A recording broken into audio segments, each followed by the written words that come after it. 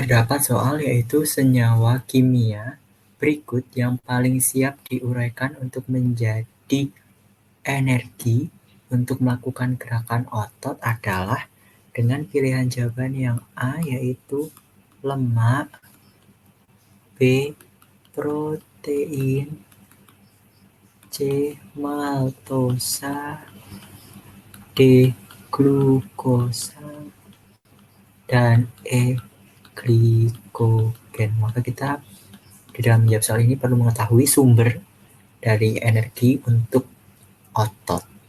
Untuk mengetahui kira-kira senyawa kimia mana yang paling bisa digunakan untuk menjadi energi dari gerakan otot.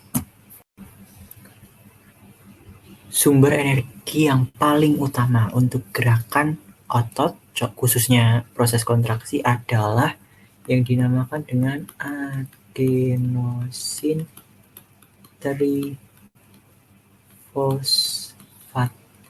atau biasa disingkat dengan istilah ATP. Namun jumlah yang ada, ATP yang ada hanya bisa digunakan untuk kontraksi dalam jangka waktu yang begitu pendek. Oleh karena itu kita harus bisa mengetahui sumber penyedia ATP. Kira-kira kita bisa mendapatkan ATP dari mana saja gitu. Yang pertama adalah proses oksidasi. Proses oksidasi merupakan suatu proses pembakaran karbohidrat dan lemak. Jadi ketika karbohidrat dan lemak ini dibakar dalam proses seperti olahraga, maka dia akan menghasilkan yang namanya ATP. Lalu proses yang kedua itu adalah proses respirasi.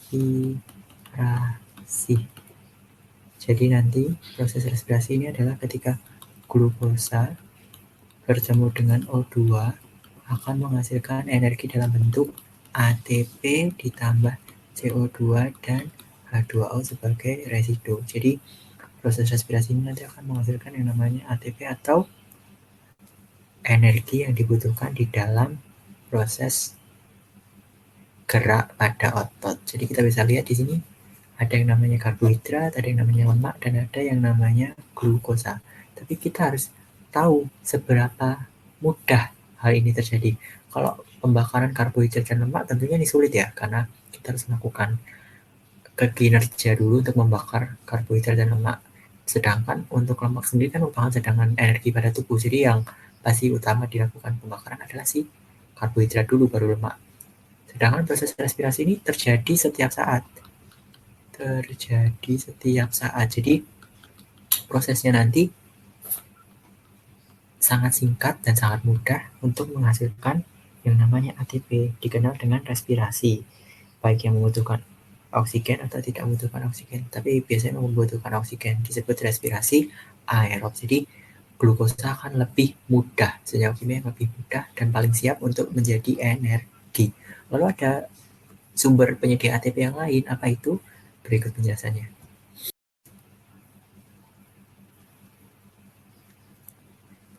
Yaitu proses yang ketiga adalah proses glikolisis, di mana proses glikolisis ini adalah proses pengubahan glikogen menjadi glukosa. Proses glikolisis ini terjadi tepatnya pada sitoplasma sel otot atau sarkoplasma yang membutuhkan enzim-enzim untuk dijadikan katalisator reaksi. Proses ini terjadi dengan cepat namun hasil ATP-nya sedikit.